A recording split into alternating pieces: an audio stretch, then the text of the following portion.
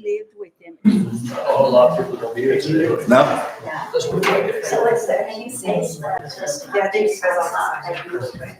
I completely sick of reading on certain sessions. Really schedule parents on a bike to, what is it, like the southern tip of South America? Yeah, so that. Vikings are better than us. Yeah, exactly. But that's like if you're from town, you didn't get anything on the print. So, but I watches that better since then. She left that. Yeah, there's a lot of strict. Our favorite was definitely Antigua and that was a nice town. But we weren't like cruising around the whole country. We just kind of get to places to feel the country out. Did you? We stayed in the towns, so. Everything on foot, and yeah, most of it was all over. Around if you wanted to go somewhere, get the panel city, now, maneuver. So we got that easy, but yeah, we're just testing water. So deep dive.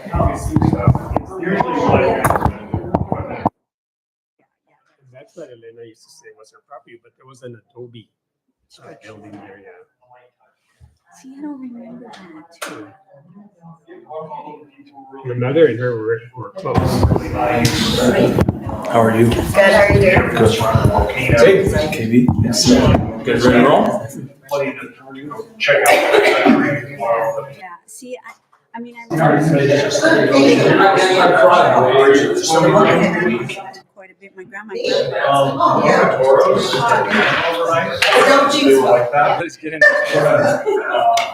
Thank you, Ms. Lori. And that was, a bunch of islands. It's still, people have it, you're gonna take it.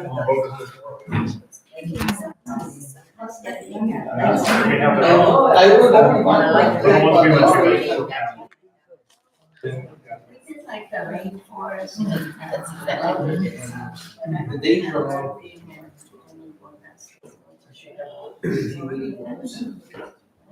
everybody. And then, Cartagena was pretty beautiful town.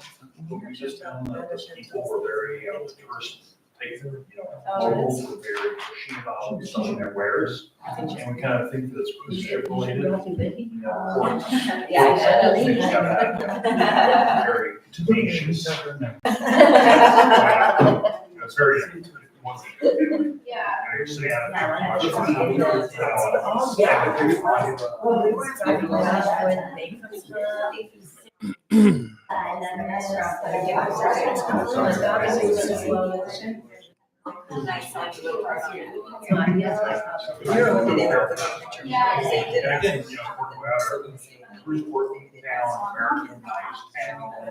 so we're trying to balance out that. It is that time. All right, everybody. Thank you for joining us this evening. We'll go ahead and get this underway. Today is Monday, January 27th, 2025. The time is now 5:01 in the evening. We are here at the Mesilla Town Hall in the courtroom or the boardroom, I'm sorry, for a scheduled public hearing. This public hearing is for concerning a business liquor license for business liquor license 1303 for 2461 Calle de Principal. And with that, we'll go ahead and open the public hearing. So Eddie, if you can give. Yes, Mr. Mayor, Board of Trustees. My name is Eddie Salazar. I'm with the Community Development and Economic Department. The case before you, it is a liquor license. That is license number 1303. It is being proposed, or it is being requested at this 2461 Calle de Principal, was submitted by Norma Chavez May, requesting approval to sell beer, wine, and spirit with on-premises consumptions and patio services. The zone is historical commercial, HC. Some background analysis about this case. Mrs. Chavez has applied with the New Mexico Regulating and Licensing Department for a restaurant B liquor license, which includes the selling of beers, wines, and spirits. Like alcohol will be consumed on the premises with the patio services.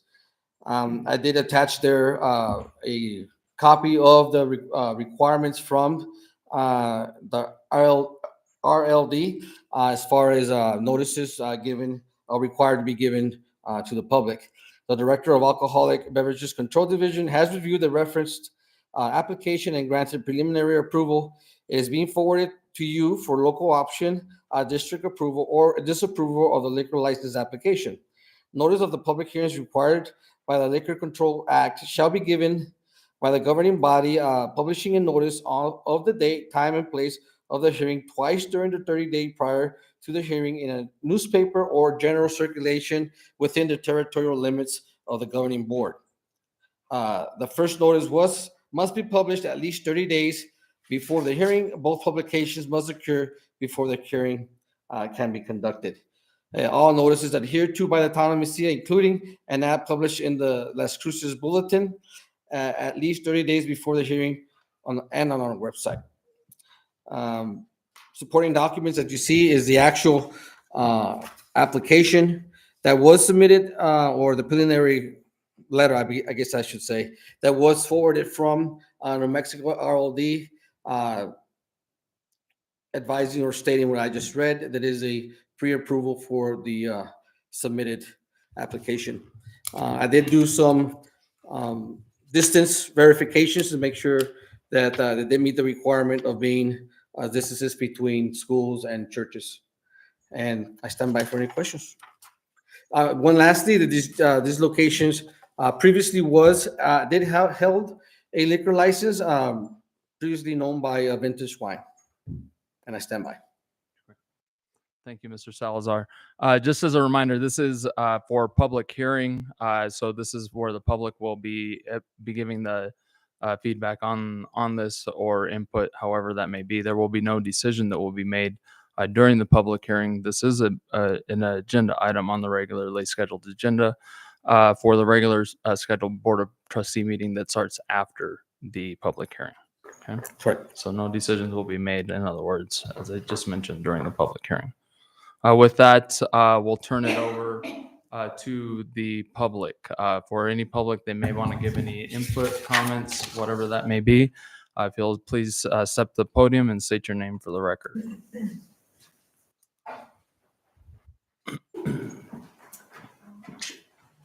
Great.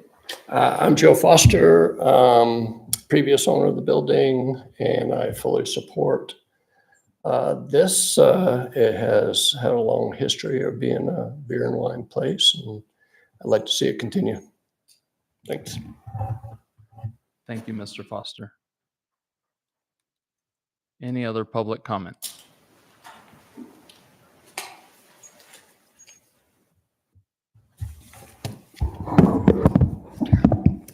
Susan Kruger. Yesterday, I drove up and down Calle Principal to try and find 2461, and I could not find it. I got out of my car and walked, but I still couldn't find it. Now, a couple of things. Addressing in the town of Mesilla is not at its best, but this is something that we've got to be able to find somebody who's applying for a liquor license, because this impacts neighborhoods, and people deserve to be able to find the location very easily. Now, I take it may be that was just too much and I was tired or whatever, but it is not easy to find this location at 2461 Calle de Principal. I'm not sure that it even exists as a location where you would put what really is a bar, because these people are asking for beer, wine, and spirits. Spirits are hard liquor. Thank you. Thank you, Ms. Kruger. Any other public comment?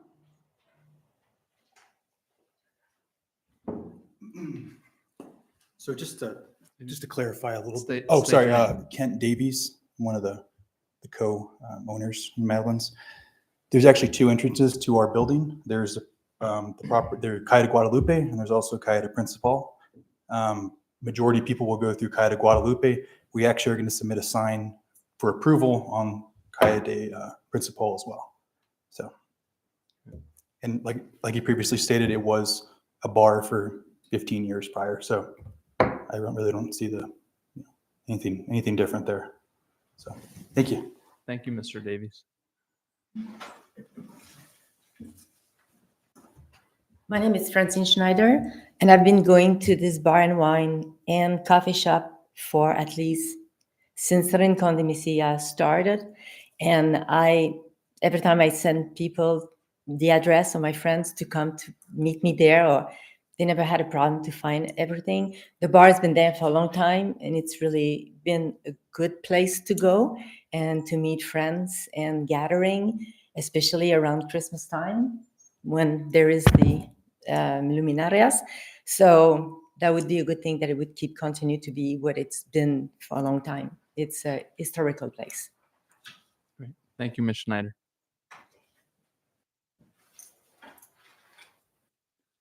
Is there any other public comment? Okay. Seeing as there is none, I'll go ahead and close public comments for the public hearing. And then I will, trustees, if you have any comments or questions specific before we go into or for Eddie in specific. Yes, sir. Trustee Nevadas. You went before the planning and zoning, this particular item? This case? No. Okay, but there's a sheet here, and try to reading into the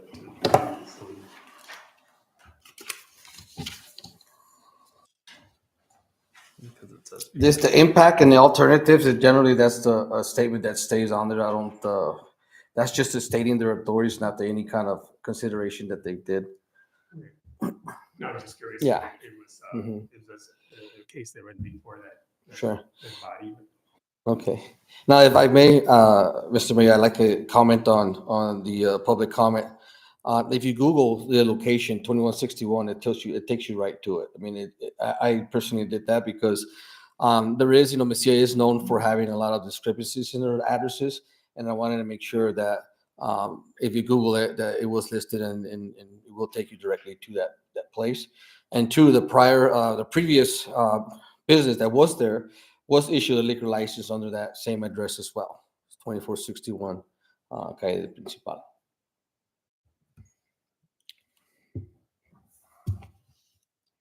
Thank you, Mr. Salazar. Are there any other comments, trustees, or questions directly for staff? Seeing as there are none, we'll go ahead and close out fully the public hearing as it is now. Thank you very much. And so the time is 5:11 with that public hearing, as it's noted on the agenda, being closed. Moving straight in to this, just as I have on the agenda immediately following the public hearing, we'll roll right into our regularly scheduled Board of Trustees meeting. The first item on let's take a 5-minute recess if we would, before we roll in, just to give a little extra time on that as well. Because I know that there's some things to be heard on here for some other residents. So if we can take a 5-minute recess and come back at 5:17. No. Yeah. They're doing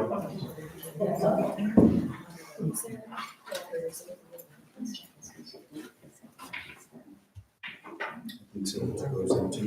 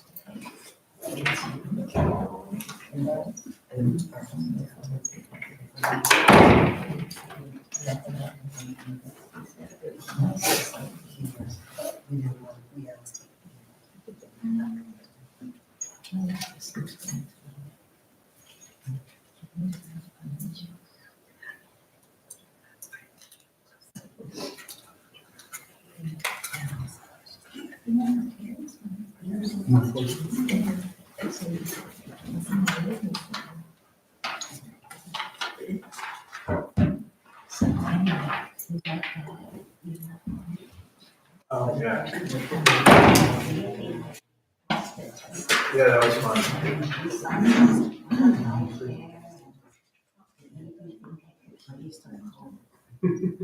Yeah, the drive is pretty long, so I don't know just that, but.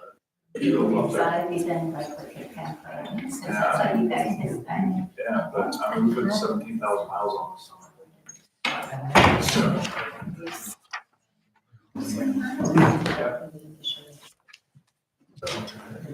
Driving down to Costa Rica.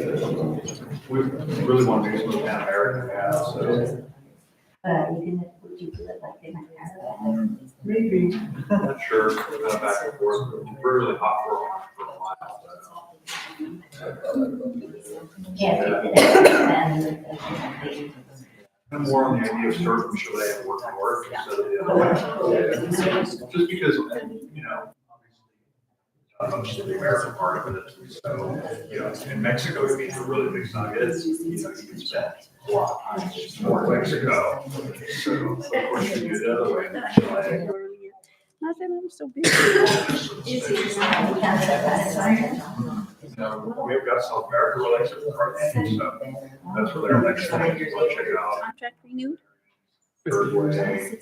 Actually, We're kind of interested in, you know, like another the training like vice that. president's actions pretty much eliminates. Buenos Aires or somewhere like San Diego. Yeah, we had a person who stayed at our Airbnb once.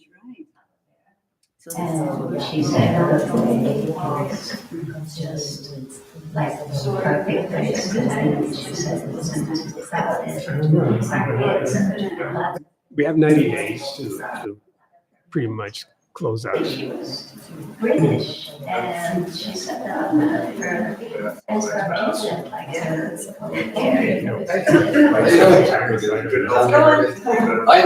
Finally got here? Yes, yes. Just take it. Court action. I saw you, but I didn't. That's interesting though. Nice town, but just down there. But you're anyway, you're gonna be. So we're going to down to Santiago, Chile. Have a real good wine, it's probably a good wine. Kind of. So you're already done there. Plan what? You said you were coming. I normally don't work Tuesday mornings. So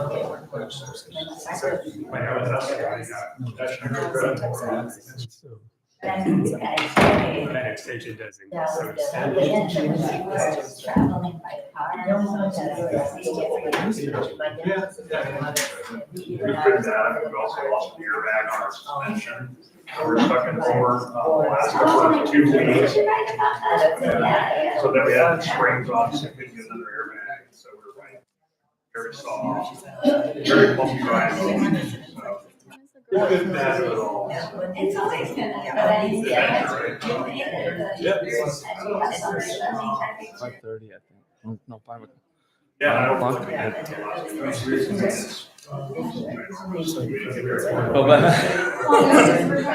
So I didn't. And I'm gonna have to move.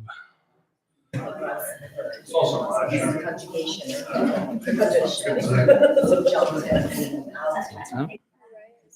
Like Jane really liked the residency. I didn't grow up. But they were not used to salt out in the middle of nowhere. I mean, it was like. So, I can understand. Photographer. Yeah. You ever watch that show Alone? I think it's because we're like that season.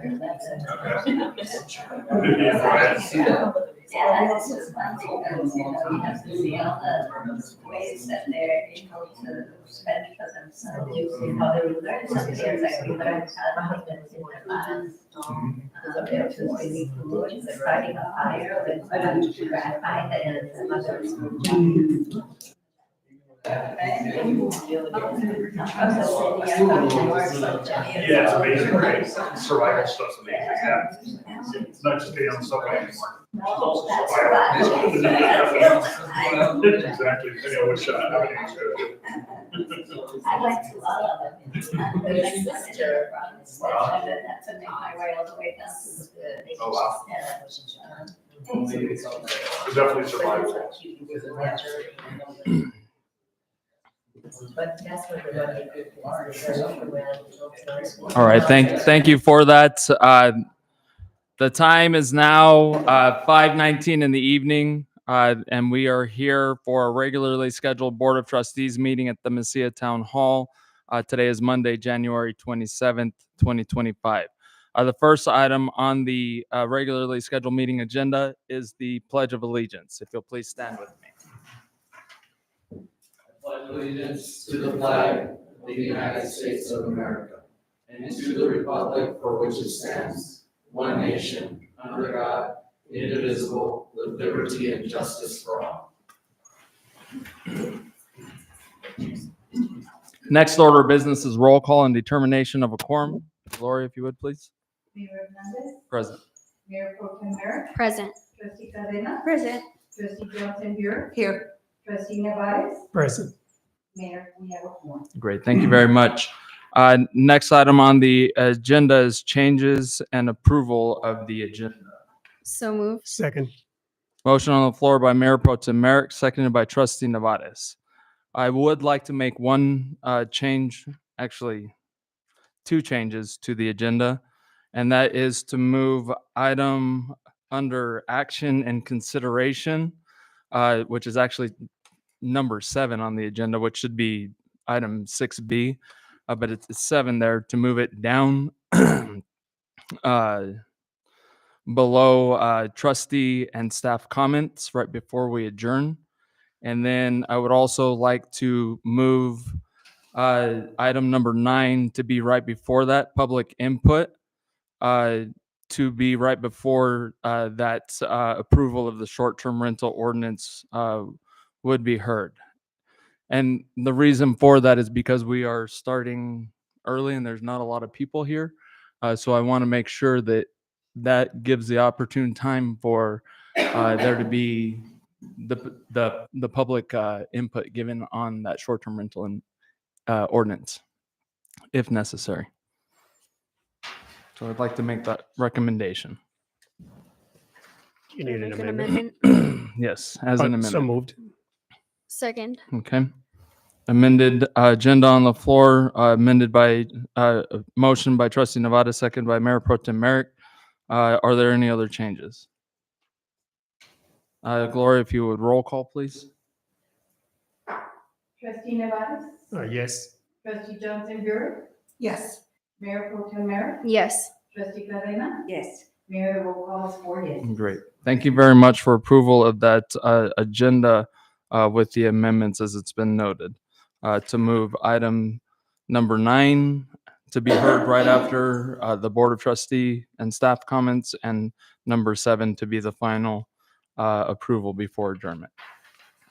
Next item on the agenda is approval of the consent agenda, which does include the work session and board minutes for the 1/13/2025 meeting, PZHAC case business license 1302 for 2489 Calle de Principal. Approval of a purchase requisition for a mountain for the Arcadia de Picacho project in the amount of $428,141. Approval of a purchase requisition for ESA construction for the public safety building renovation in the amount of $24,657.09. Approval of purchase order for CES for a mountain for the Mesilla lateral extension in the amount of $110,867.06. Approval of purchase requisition for Moles and Corbin for the Calle Picacho project in the amount of $8,090.49. And approval of purchase requisition for Moles and Corbin for lateral improvements in the amount of $16,205.38. So moved. Second. Motion on the floor by Mayor Pro Tem Merrick, seconded by Trustee Cadena. And the consent agenda will be approved with unanimous consent unless there's changes or discussion. Mayor, on page 17, there needs to be a correction made to the minutes. Again, page 17, line number 52, where it states the slate of commission and board commitments, appointed offices and committees. It states that they were handed out at the meeting and they weren't. They were discussed. So I'd like to have that change reflect what accurately was. What happened? Yes, Yes, ma'am. thank you. So there's a motion to amend the minutes item or on line 52 in the minutes to reflect the appointed committees and offices were discussed and not handed out. Second. Are there any other changes or discussion? Motion on the floor by Trustee Johnson Burek for the amended minutes and seconded by Trustee Nevadas and the changes on that. Any other further discussion before we roll call vote on that? Gloria, if you would, please. Oh, yes, sorry. Trustee Nevares. Yes. Trustee Johnson Burek. Yes. Trustee Cadena. Yes. Mayor, the roll call is 4 yeses. Great. Thank you very much for that approval of that amendment of the work set, or sorry, the BOT minutes. Just because of the nature of the beast on that one as well, I'll go back to the original motion on the floor for approval of the consent agenda that included all of the items A through G in specific with the changes that were made to the work session minutes. Motion by Mayor Pro Tem Merrick, seconded by Trustee Cadena. If there is no further discussion, I'll ask Gloria for a roll call vote on the original vote. Trustee Johnson Burek. Yes. Trustee Cadena. Yes. Trustee Nevares. Yes. Mayor Pro Tem Merrick. Yes. Mayor, the roll call is 4 yeses.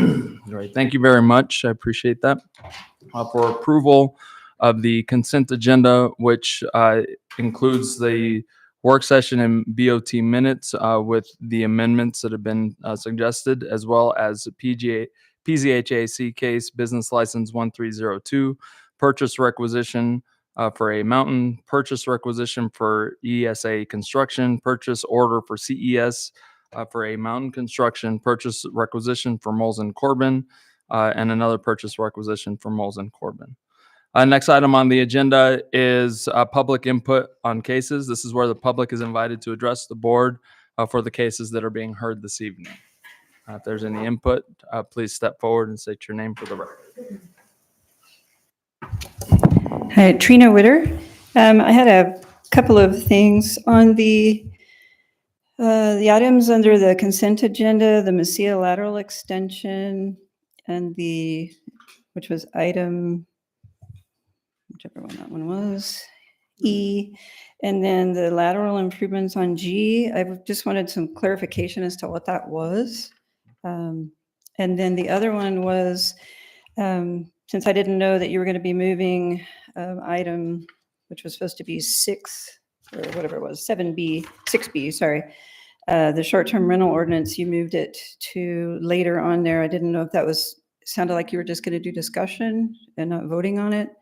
But my comments when it was up as a new business wanted some clarification. The code says in 18.90.030, applications for amendment, supplement, or repeal for changing items in the code, section C, so whenever an amendment, supplement, or repeal of any portion of the ordinance is proposed by planning and zoning or the Board of Trustees, a public hearing shall be scheduled and advertised. And I'd like clarification on whether a public hearing had been held for the short-term rentals. I know there was a couple of work sessions, several of those, but I didn't recall there ever being a public hearing. Thank you. Thank you, Ms. Wetter. Any other public comment?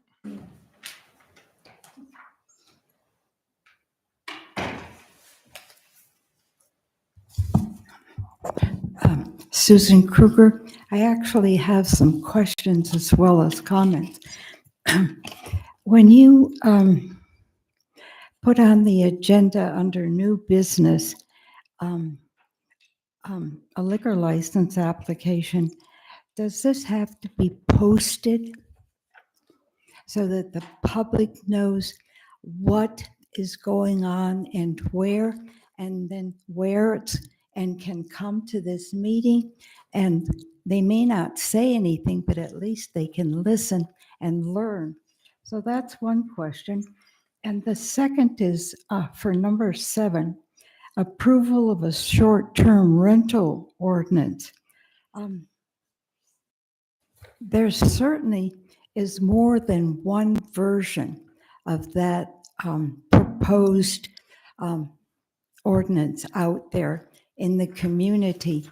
And I think that in order to figure out what version the town is interested in considering to pass, that there needs to be a public hearing so that all of those versions can get out there and you can pick and choose. I helped and served on that committee, and there was quite a mixture, although it's not reflected here, of opinion. It wasn't the people who were on that committee who wanted to have a short-term rental at their location, of course, had a different approach, and those who did not, were not interested or weren't serving on the committee because they had an interest in having a short-term rental on their property.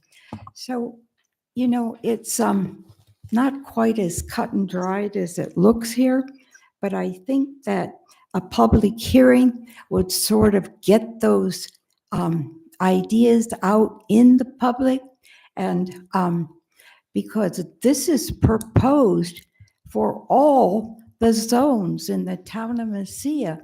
This just isn't going to work where I live because we don't have that kind of access. However, that may or may not deter people from wanting to have, you know, a short-term rental. Anyway, I think that we're really cutting the public out of something that we should not cut them out of. We should be inclusive and get their thoughts and opinions. Thank you. Is there any other public comment? Yes, Mary Helen Ricci, Mesilla, Calle de Santiago. I agree with Susan on the public hearing, and I want clarification on that. Also, there still are some areas in there that, yes, it was an interesting committee. I have to admit that was part of that committee to serve. But that $100 fee still kind of glares out at me, and others, I'm sure, just because it is kind of arbitrary as far as short-term rental owners and not business owners, possibly others that contribute to the town. And we do, you know, we do pay lodger's tax, we pay our share fare of taxes. So I think we need to look at fees. I think some of that has been adjusted well, but I still have issues with that $100 fee. Thank you. Thank you, Ms. Ricci. Any other public input?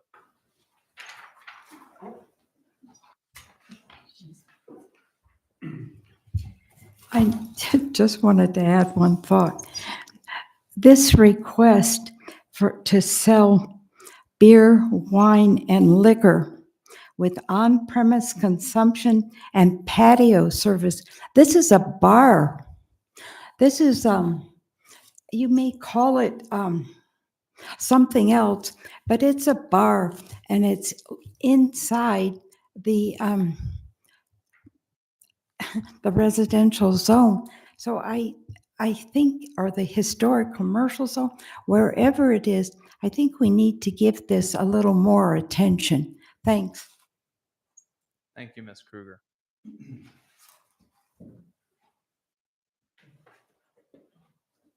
Ken Davies again. Just to clarify also, we also had a posting with the state for a good, 30 days, and then somebody tore our sign down. We had an additional 30 days. So 60 days we've had a sign posted. There was no, I think that would have been a good time to object as well if you were going to object to this. So thank you. Thank you, Mr. Davies. Any other public comment?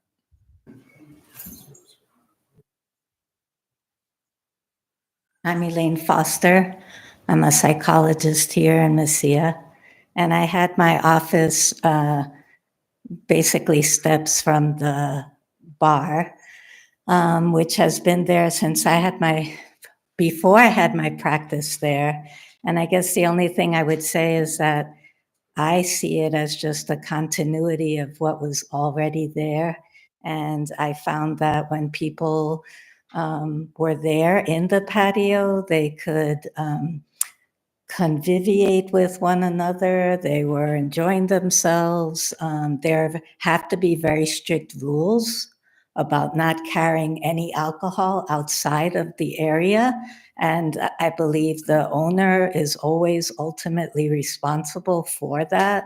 But from just looking at it from the vantage point of being a few steps in my office from the bar, I've never seen that it caused any disruption or public menace in any way. So I think just wanted to offer that as my opinion and a matter of public record. Thank you. Thank you. Ms. Foster, I appreciate that. Any other public comment?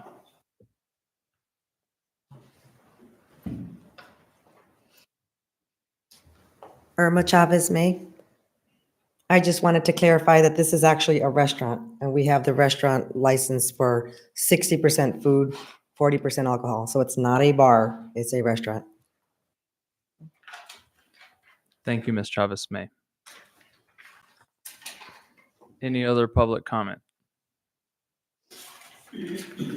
Seeing as there is none, we'll move right into the next item, which is for action and consideration, which is approval of business liquor license 1303 for 2461 Calle de Principal, submitted by Norma Chavez May, requesting approval to sell beer, wine, and spirits with on-premise consumption and patio service in the historical commercial zone. So moved. Second. Motion on the floor by Trustee Nevada, seconded by Mayor Pro Tem Merrick. I will open it up for discussion.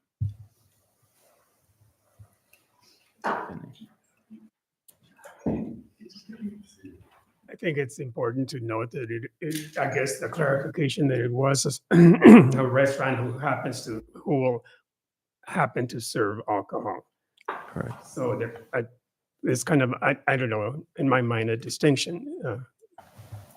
Well, it's a restaurant liquor license. I can attest that because it's the same license that I hold at my restaurant. It does have a 60-40 split. So no more than 40% of alcohol sales or 40% of sales can be alcohol. Otherwise, you can have your license revoked. And they are very strict on that. But I will say From experience as a restaurateur, we are in the business for selling food, not selling drinks. It's just an enhanced that experience, although that might change from business to business, but I do speak on that part. Any other questions or comments? Just my comments is it's right there in, by La Posta and by El Patio and by Don Felix. I mean, it is in the central part of the plaza, which I think is totally appropriate to have a restaurant with people like to drink with their food. And I mean, that's it. So I just think that we have to look at it. It was previously vintage, which is now moved, but I think I mean, myself feel like they've gone through all the steps and I've visited the restaurant already and it's delicious. But so I just think we need to see it like that. It's part of the central part of Mesilla and can possibly bring more people in to eat and drink. Okay. Thank you. Any other discussion? Seeing as there is none, Gloria, if you would roll call vote, please. Mayor Pro Tem Merrick, Yes. Trustee Cadena, Yes. Trustee Johnson Burek, Yes. Trustee Nevada. Yes. I'm sorry. Yes. Mayor, the roll call is 4 yeses. Great. Thank you very much. And congratulations on the approval of your liquor license. Next item on the agenda, item 8, is for discussion only. So these are our discussion items. No decisions will be made on this. The first item on that for discussion is I have down as ordinance updates. In this, I wanted to bring up, especially based upon our last meeting, is updates on the ordinance. So and the suggestions. So I want to get feedback from you as the trustees on what you would like myself as well as the staff to work on in specific, but also maybe even the possibility of the trustees taking the initiative as the legislative body to actually, look at the ordinances that mean the most to you, to make the suggestions and the amendments and bring them forward to staff to work side by side with them on that, to help and support in a legislative role and move forward on that part. Some of the ordinances that we're presently working on are for public arts and murals. And that's, I have an ad hoc committee right now that's working on that one, along with a little bit of the signage will kind of be brought into that in the discussion, but it's not on the slate as of right now to tackle signage as a whole. So that one's, I know that was brought up in the last meeting. So that one will be a bigger undertaking, if you will, and I think it'll incorporate a little bit more feedback all around. Trustee Nevades did mention to me that he would like to, because we just went through the cell phone tower part of the ordinance, that he'd like to make some suggestions for amendments in that. So that's something that he's working on right now. And we'll be getting those getting that information to staff to help out with that on that part. And of course, that'll follow the process when those updates may happen. I have the signage there naturally because that's always the one that we need to focus on.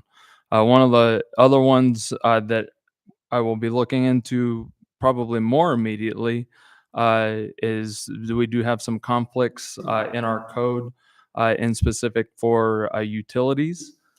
So I'm going to work with staff on going through the utilities portion of the ordinance and making those changes and provisions on that, and hopefully bringing that forward. But I open it up for a full discussion on what you feel needs to be focused on in specific that we can focus on as a team, or something that you would personally like to take on to help out with the town, the staff, myself, so on and so forth.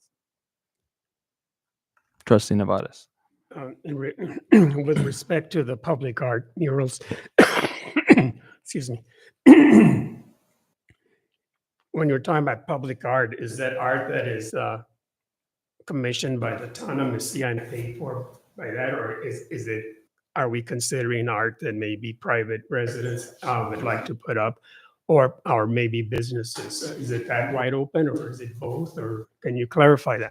That ordinance and in the discussions and what we're creating there is encompassing both on that side, and not just, it's all forms of public art is what we're looking at, and so it can be fully interpretive in every aspect and angle, which was brought up in our last meeting. So some good points for sure. And given that I maybe have an interest in that, see what, because I think that public art is important, could be a very beneficial addition to the town of Mesilla in some respects.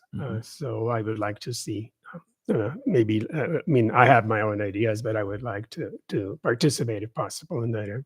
Great. Yes, sir. Trustees? I think a big one for me that I would like to do is signage. Just because we've had issues with it in the past, and I do think that signage needs to be different in different areas. We have commercial areas, we have historic areas. I think there's a lot of things that we need to reevaluate in different zones. So I know we had discussed this earlier. I'd like to continue working on that one and see, as we work on our comprehensive plan, see how that affects us as a whole as well.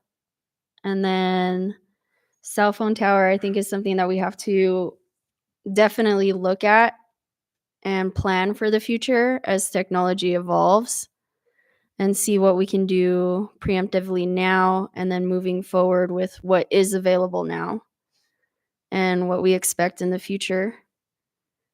I think that's it.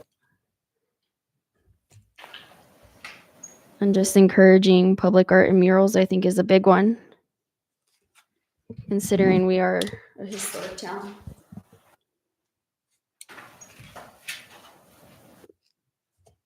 Yeah, I mean, I think all of these are important. I think, as we can tell from the just trying to get an STR ordinance done, that we've gone over it a bunch of times. I mean, I think we do need some clarification as to when and if, public hearings are done, and to have that lined out very clearly for the public and for us too, as far as at what stage we need a public hearing, how many reiterations of these ordinances or ordinance changes, maybe timelines or steps or something, to clarify the process a little bit, because I think that's part of the problem, that we see people not knowing where we are in the process, and I think it's the responsibility of government to make that clear. And I think that's what clarification on the timeline of when at the STR ordinance. However, like comparing the STR ordinance that was in our packet to the suggestions that were made by one of our citizens, which were kind of grammatical just, or clarifying language that still isn't there in this last draft. So, I mean, I would like to approve a draft that we're actually going into an ordinance with, and not a draft that was there 2 times ago. I mean, I think it's a valid issue there. But anyway, I mean, that's just a whole thing on ordinances. They're super important. They need to be incorporated with our comprehensive plan, because it doesn't do us any good to have a comprehensive plan that doesn't incorporate or match our ordinances, because then we're fighting our ordinances all the time, or people will interpret our ordinances differently than what they were meant for. So, I mean, I think the public art and mural thing is very important. Jerry, just for your information, I've been saying that they're meeting on Monday mornings. And they're, but I think like everything else, it's just hard. I haven't made a meeting yet for some, but you know, I think what got me really kind of a little bit disturbed is when that beautiful mural on that building was painted over and now it looks terrible. I mean, I think one thing is if we're going to paint over murals that are there, that we should paint them better than that one. And that maybe someone in town right now could look at that and maybe paint it one more time because it looks terrible. And it was a beautiful mural. I don't know how that happened. I think it even happened on my watch and I didn't realize it was happening. So I just really think that I mean, public art is big. I think, Jerry, what you said, it is personal, on personal property, it's on public property, and it's also for the businesses. So I think we have to incorporate it all when we make a ordinance, because I'm sure businesses will come to us wanting to do something with public art or murals, which then gets into signage, which I agree with Mayor Pro Tem Merrick that we have different areas in our little town, and we have to be cognizant of that and make signage logical and useful for our businesses and to guide people where they need to be. I mean, I agree that, I mean, we all know that addresses in Mesilla are not are not sufficient in a lot of cases, residential, commercial, all of it. That Google sometimes knows more than the rest of us. I mean, I don't know how they map it, but they seem to get the maps right. And then the cell tower, of course, we do not want to be in the same position as we were in last time. So, I mean, anything we can do to kind of shore that up and start meeting on that or getting input for that, it would be greatly appreciated, because I feel like that's a big deal for us, that we have to get ahead of it if something else comes down. I don't know if people are, I mean, I have never had a problem with my coverage, but I don't get everything. I mean, if I wanted to get a different company right now, I couldn't, because I'm restricted to a certain company because of the coverage in this area. So I get it that we have issues, and I feel like it's just going to become a bigger issue as people want faster services at their houses and businesses. So I just had a neighbor move in, and they went through 3 or 4 companies before they found one that could actually provide what they needed.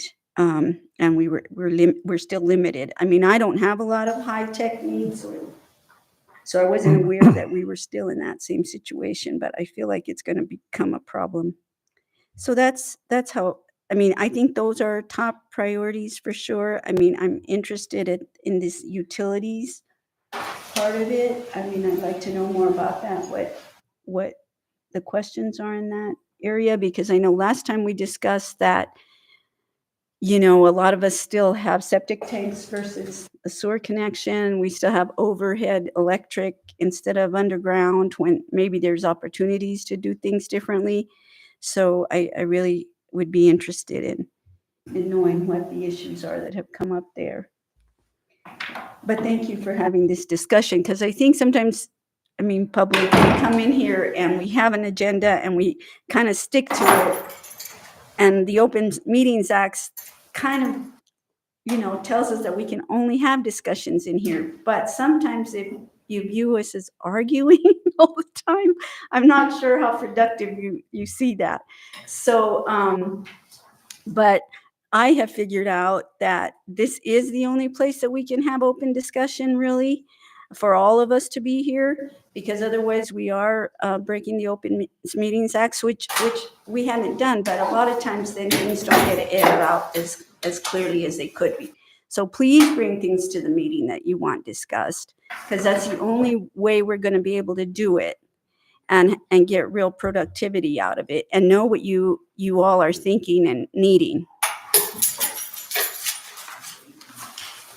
And that's all. Thank you. It is open discussion, so. I just, Absolutely. the additional information on the cell phone, because it's a telecommunications tower ordinance. So looking at things like setbacks, the design of a potential tower, the location of a tower, whether we need, instead of one tower, could Mesilla benefit from those many towers that the university campus has? So it'll looking at all of that for potential amending of the ordinance so that the town of Mesilla is prepared for any future, I guess, requests to build a telecommunications tower within the jurisdiction of the town. So just a little bit of a heads up as to some of the things that might come forward. Thank you.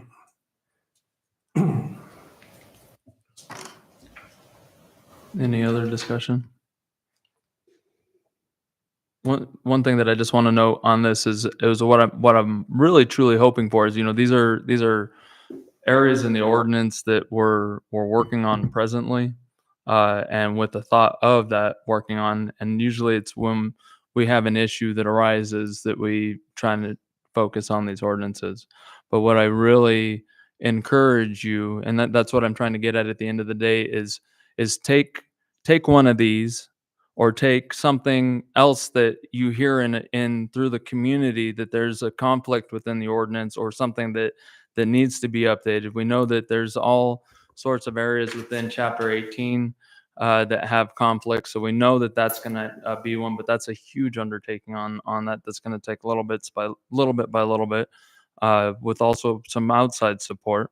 But there might be something that, as you're working with, public safety, as a liaison for public safety, maybe you hear that the fire, just as it is with fire marshal, when he brought up that there was some changes that could possibly be made with the fireworks ordinance, which we already approved and adopted.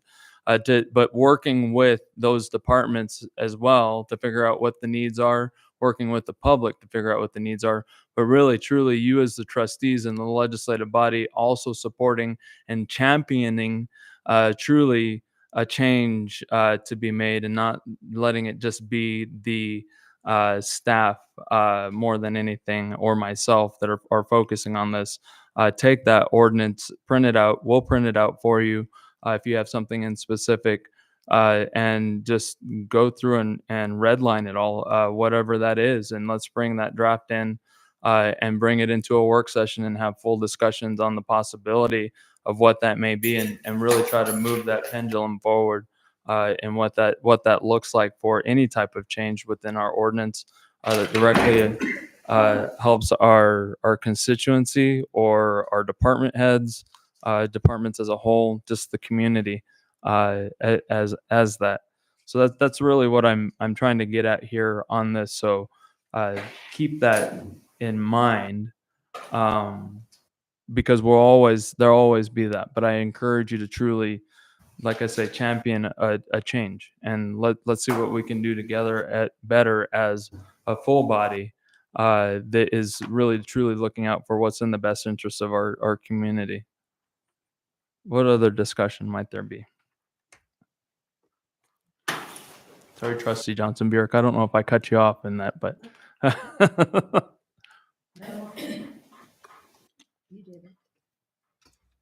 is there any other thoughts or discussion on any ordinance updates, changes, anything to that effect? Okay. If you think of things, just let me know, or let the staff know as we go through the upcoming year, because I hope to have some great things happen this year. The last year went by super quick, that's for sure. As I go into the next item for discussion, that kind of brings up the whole going by very quickly, because here we are rolling into our 2025 to 2026 budget planning. So I did give you that budget schedule and the timelines that we have there. So we'll plan on really diving into a lot of the budget planning internally, starting at the beginning of March. Gloria and I still have quite a bit of work to do on some other things that within each line item that we're working on, and then we'll get this set and ready so that we have a hopefully, knock on wood, a very smooth and easy budget cycle. So this is the suggestive here. What I would ask in here for budget planning, just in part of that discussion is and just really think about what you would like to focus on, trustees, this next year, budget wise. What would be your goals specifically, maybe in the capital planning? And we should be getting a lot of that coming through with the comprehensive planning as well, or just in general goals for the town that might have a fiscal impact on that side. So please be thinking about that. If you know of any right now, I open it up for full discussion. If there's any specific focuses on the budget itself or any fiscal responsibilities for the town that we can, just have that discussion right now. But really want to try to open that up even more. What is important to each one of you specifically, and what you're also hearing from our residents and business owners on what's important to them. So is there any discussion on that? Okay. Seeing as there is none, and because we moved item 9 down as well, we'll roll into the next item on the agenda, which is the Board of Trustee Committee reports. And I'll start with Trustee Nevares.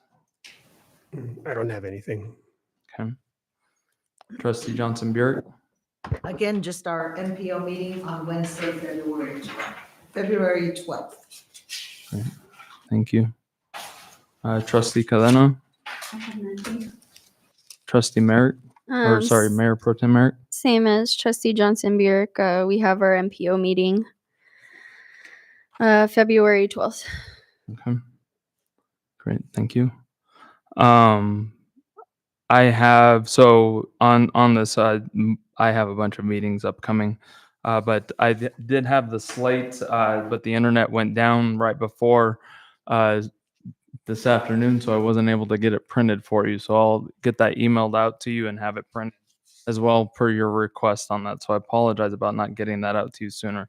But on that what I would like to say is specifically moving forward for Board of Trustee committee reports. I'll probably be changing this specific item on here to reflect Board of Trustee committee and community reports. I'll add in a specific item or topic for discussion on there to add specifically for the liaison reporting so that way we get reports back from the departments that you're working with. And I kept it the same as last year, so you'll have the same department this year as well on that.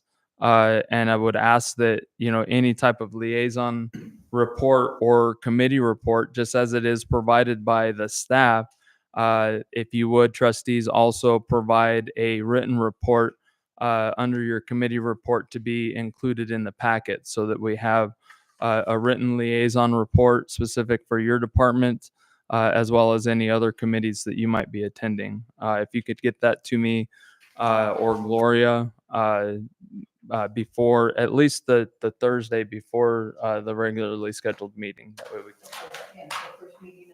yeah, so that would be great, and I would appreciate that. We do my upcoming meetings, which are also some of joint meetings with everybody, is we have the Southwest Regional Transit meeting, which is going to be this upcoming Wednesday. We do have a public arts ad hoc committee meeting that'll be followed by our lodgers tax meeting, and that'll be on Monday. We do have a meeting with a local company to look at the visitor center and possibly have a re-envisioning of what the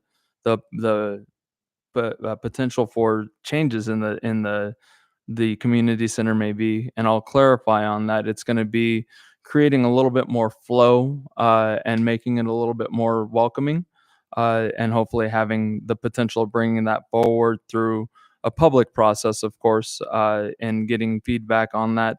But we just want to get it kick-started and get some ideas flowing. We do also have on the Marshall side, we do have the the guys that are in charge of the JAG grant coming in specifically to do a site visit. So we'll have that going on next week as well. And that's all. I don't have any current reports on anything else otherwise.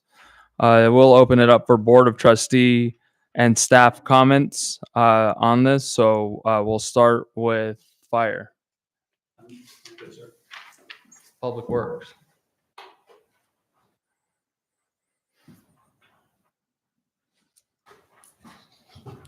Good evening, Board of Trustees. I just got a couple of things to clarify off of Ms. Witter.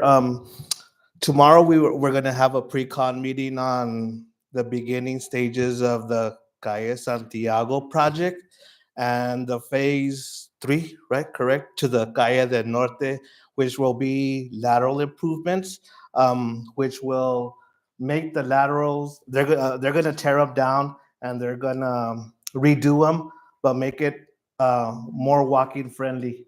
They're going to, with, bars and everything, and they're going to connect here on Calle Santiago will connect to the sidewalk that's gonna be implemented with making that friendly, also to the lateral on Calle Picacho. So that's a little bit of clarification on that one. And the university project, as you can tell, they're doing their utilities right now.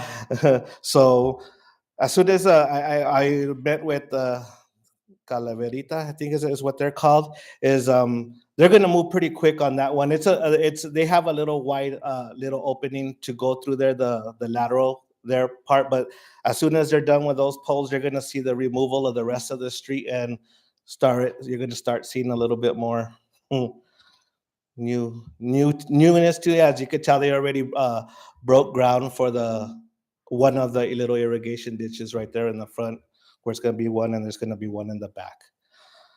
And public safety, their bay floor, no. Okay, we'll talk about that later. But it's done, and it's complete on that one. And we had the construction company go back in there, and they're doing their work inside there. So other than that, I'll stand by for questions. Trustee Nevares? Well, I have a question, relating to, let's say, road improvements, whether it's university, which is not our project, it's a state project, correct? And maybe Calle is the one that's currently going on with Calle Picacho. Picacho, correct. In relation to utilities, when there's designs for, like even the ones, the Picacho one is a town project. But are there any considerations when you're looking at moving utility lines or whatever, instead of just moving the poles, about putting some of the utilities underground? Or is this cost prohibitive to look at it as part of a larger project? I know that we had discussed that. Me and Russell had discussed that very briefly, that it has kind of gotten away, but in the future we are gonna be going back and looking to getting, if it needs, the utilities, the electrical needs to go underground, we'll be looking at that to go forward with it. Because when you're doing those big projects, it's the time to do it. Yes, sir. Anyway, and it would really add to a more pleasant visual environment for Mesilla, perhaps, to have some of these underground. And of course, this is my opinion, but I think it would be an enhancement to the town of Mesilla. So, thank you.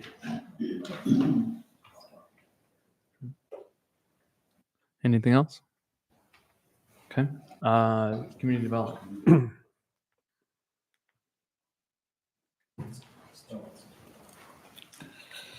Mayor, Board of Trustees, a few things, I have a few things, in February, just right around the corner. Generally, the business registration reminders are sent out.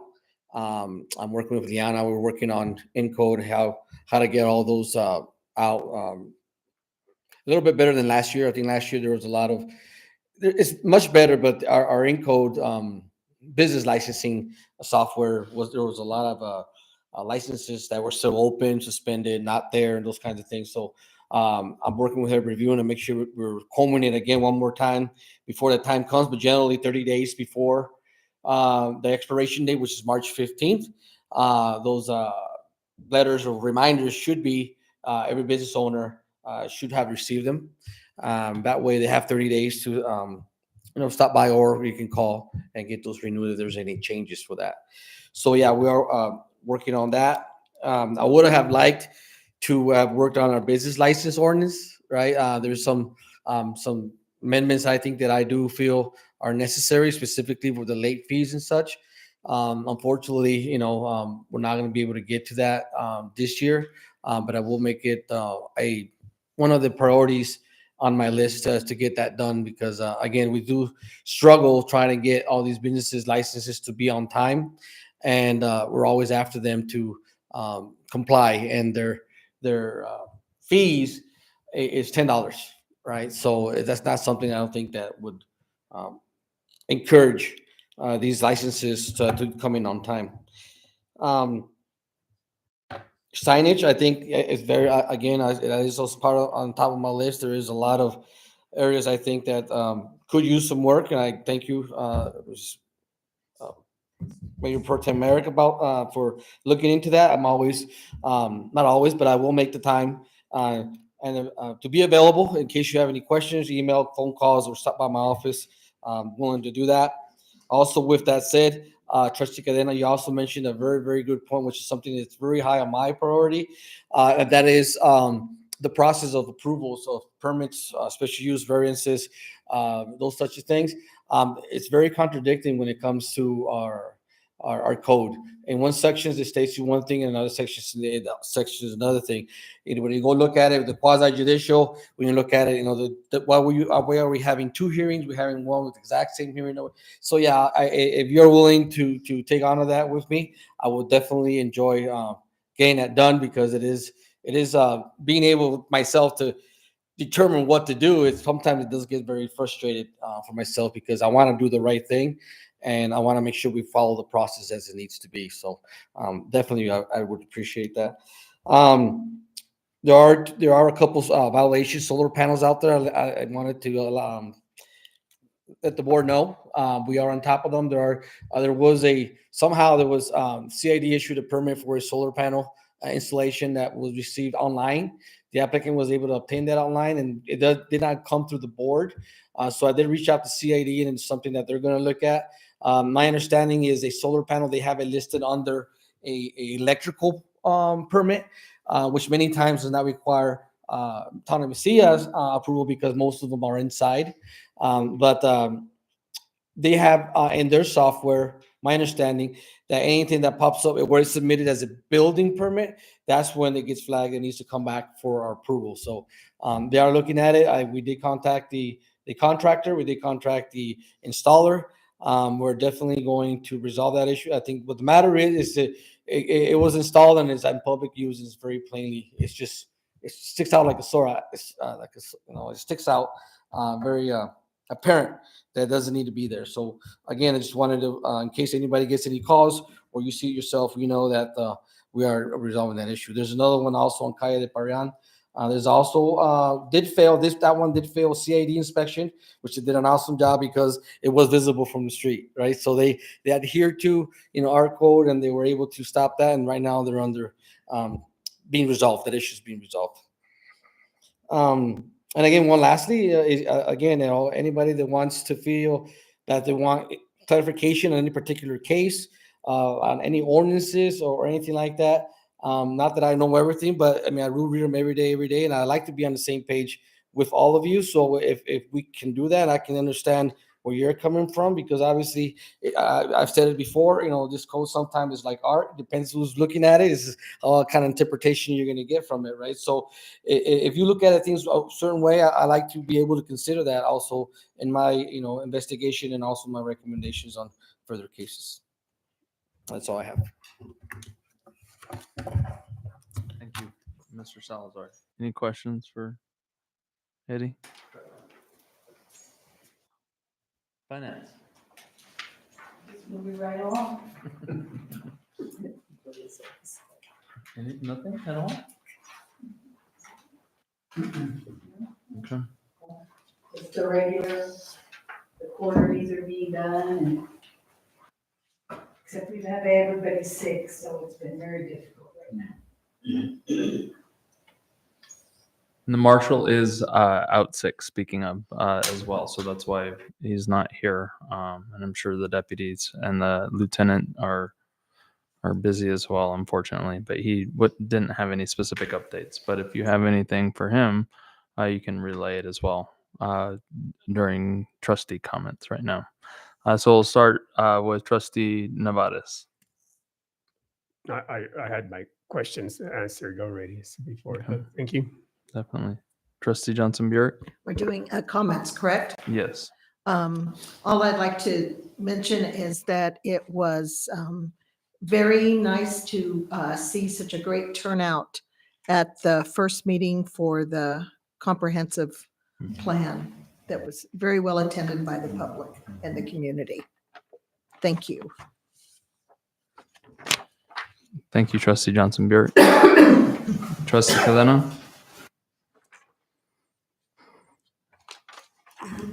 Yeah, I don't have any, I just have a question on us moving the agenda and that we're still going to vote on this. Yes. Is it possible?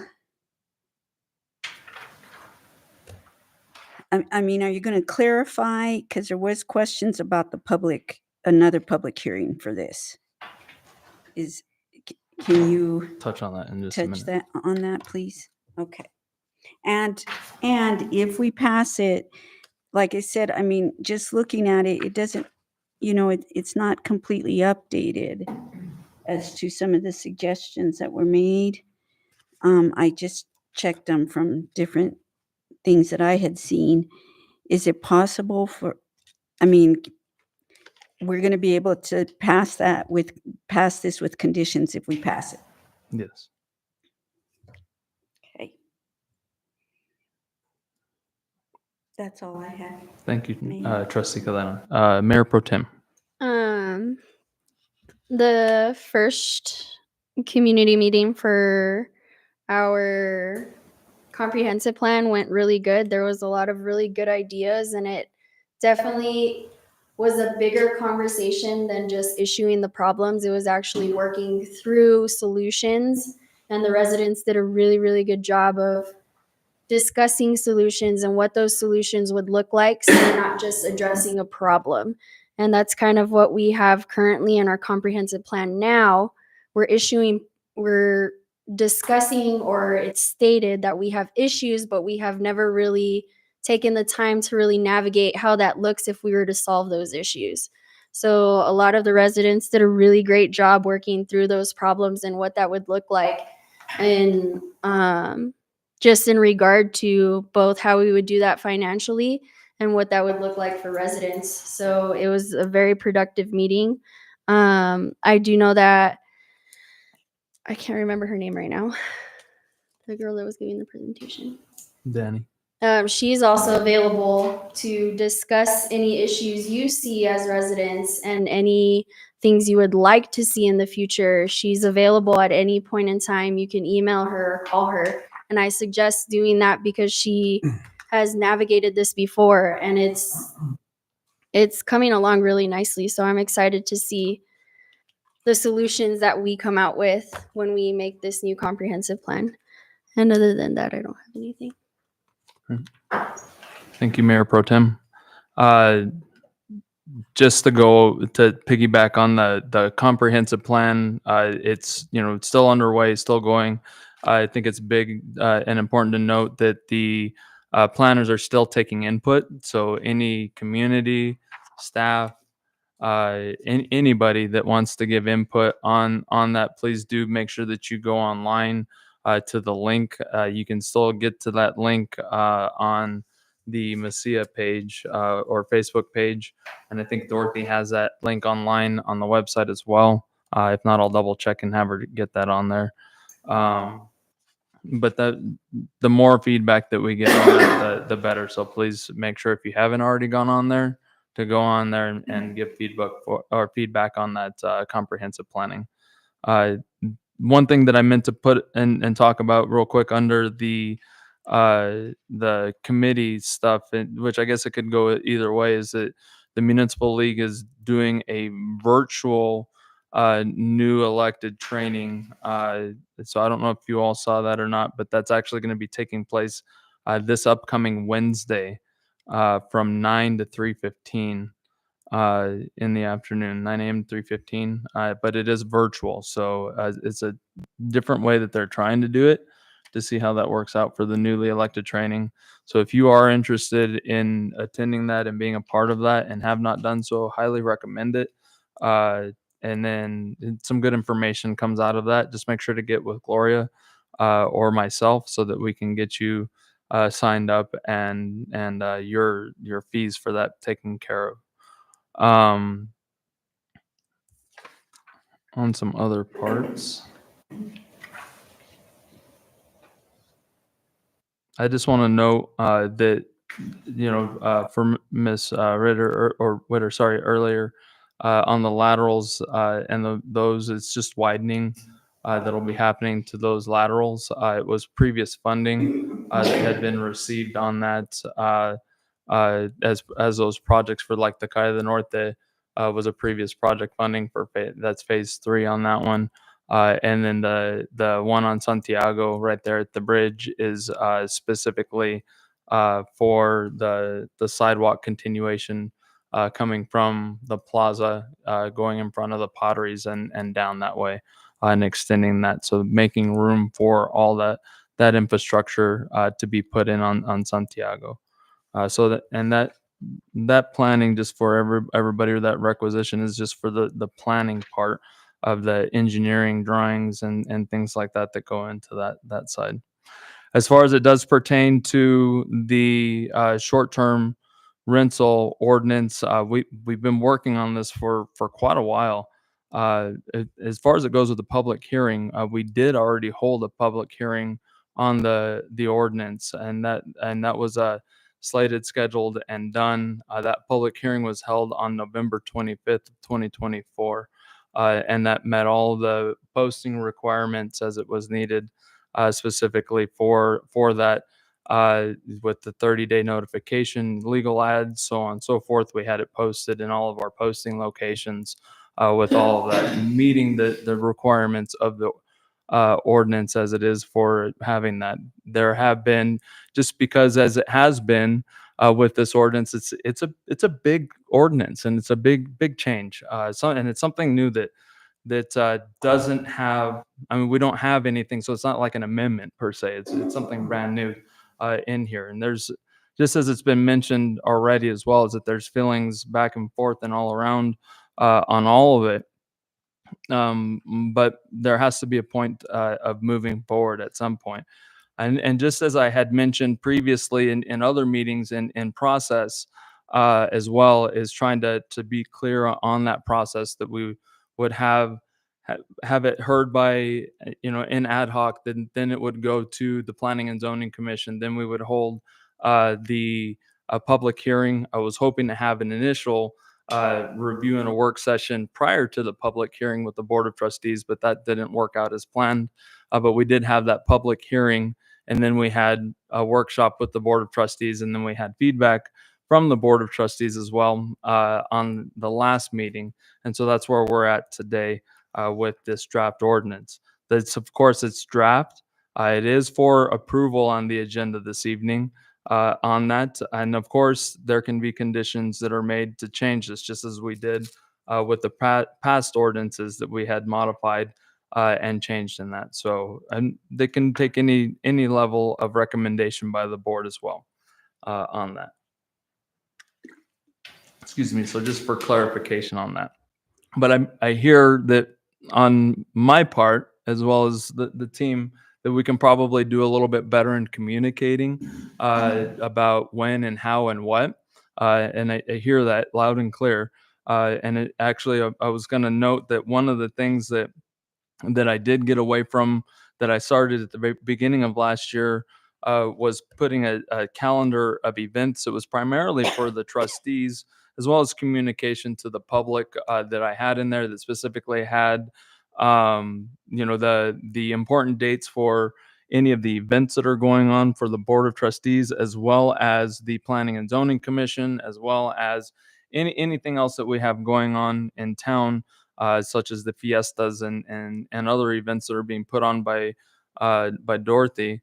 But so I'll get back into that and having that in the agenda packet completely moving forward, and I'll make sure to include any time that we have, because as it appears, we probably in the very near future we'll probably have several work sessions, as well as public hearings and meetings concerning ordinance updates and changes.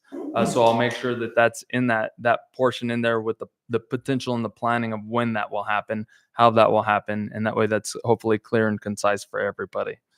So we'll work on that. So I hear you loud and clear, and we'll get that taken care of. I think that it's also important in there that I'll work with Lorenzo and Public Works, and we'll specifically have a listing of all the full capital projects that we have underway, as well as those that we have the funding for, as they are, or that are potential for the future that we just haven't initiated the funding for, but more so those projects that we have and the percentage to completeness that we are on that. That way you all know where we are on those projects as well, and just a written communication part is on that, and we'll provide that update every meeting for you, just like the calendar of events. And that's actually all I have for my comments in specific. So with that, rolling into the next item that we had moved down is the public input. So this is where we'll give the public the opportunity to give input on anything, but more importantly, the short-term rental ordinance approval. If you have any input to give, please make sure you step to the podium, state your name for the record. Good evening, Catherine Walkinshaw, 2134 Calle de Principal. Just four brief things about the short-term rental ordinance, and then I have one last thing I wanted to ask. Mayor, I wanted to ask for clarification. I was at that public hearing on November 25th, but it was prior to the P&Z meeting. So there were no trustees at all, nor were you at that. So I'm just wondering if that transcript was given to the trustees so they know what was said at that public hearing. So that was my question about that. Then there are a couple things, as Trustee Cadena pointed out, that I mentioned that were in mistakes on the STR ordinance, and they haven't been corrected yet. So there were a couple typos. So I don't know if I needed to reiterate those, but I've got them by date. And then the other one I wanted to ask or mention again is the address issue. And I was thinking about this, and if the ordinance goes into effect and the online platforms pay lodging tax on our behalf, and that lodging tax, in my case, will probably go to Las Cruces until this address issue can be resolved, then I would be, by the ordinance, we would be required to pay for our renters as we're doing now. And so that's in essence double taxation. So I have some concerns about that. And last but not least, and this is hard to ask, but of course we know what's going on in our country right now. And I was just wondering if the town was going to discuss how they're going to work with immigration and customs enforcement, if there are going to be raids in our community. I think a lot of us are concerned about the community fabric unraveling. And as I've understood, it's happened already in the state of New Mexico, in the Mescalero Apache Reservation. There are people that are being detained, and they're Native Americans that have lived here before any of us were. So anyway, a little emotional about that, but I am worried about that for our community. Thank you. Thank you, Ms. Watkins. Michelle.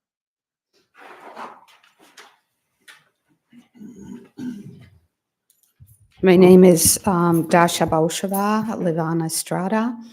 And I wanted to speak to the SCR ordinance and the $100 annual fee.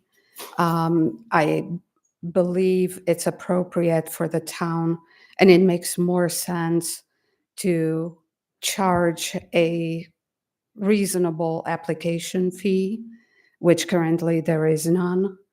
But really do away with the $100 annual fee. Mr. Salazar just mentioned that businesses pay $10 annual fee to the town.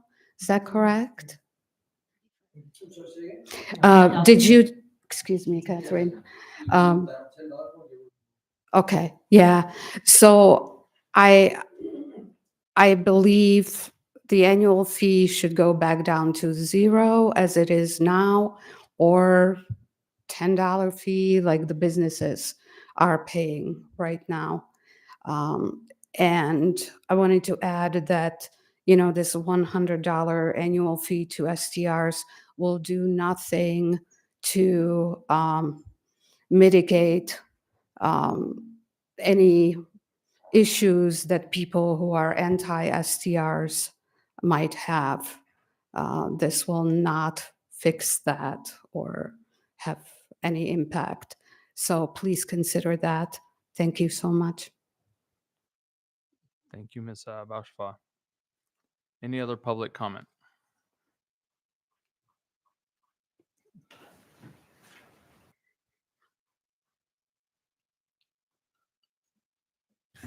My name is Ralph Geck, and I have a concern. I'm a little bit bewildered, and I'm not sure what's happening, but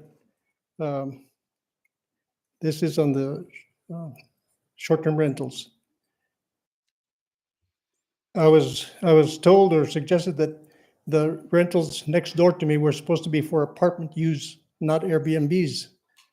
And up to this day, they're still being used, from what I can tell, as Airbnbs. And initially, I had heard that they weren't licensed for that, and I would just like a response on that. What's going on with that property? Is it licensed for Airbnbs, or is it not? Because there's a lot of traffic going in. It seems to be busier now than it used to be. So thank you very much. Thank you, Mr. Geck. Any other public comment? Seeing as there is none, we'll move forward. Next item on the agenda is approval of the short-term rental ordinance as it is presented. So moved. Motion on the floor by Mayor Pro Tem Merrick. May I have a second, please? Second. Thank you. Trustee Nevadas with a second. I will open it up for full discussion.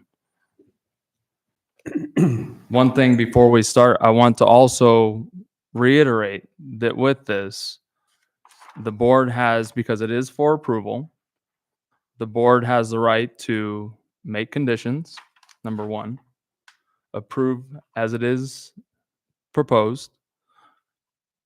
We can also revisit as necessary with recommendations, or postpone given whatever reason, but it has to be a reason for the staff to be able to move forward.